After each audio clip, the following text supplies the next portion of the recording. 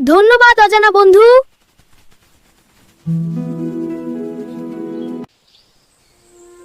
পরীরা হেসে গড়িয়ে পড়ল। হঠাৎ আকাশে বজ্রপাত, রানী পরী এসে হাজির।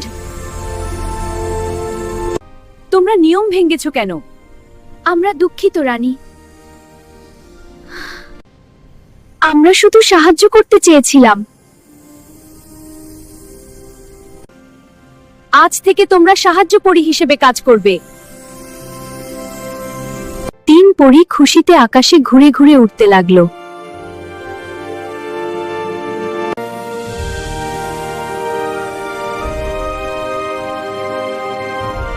সেই দিন থেকে তারা লুকিয়ে লুকিয়ে মানুষের উপকার করে, আর কেউ জানেও না কে সাহায্য করলো।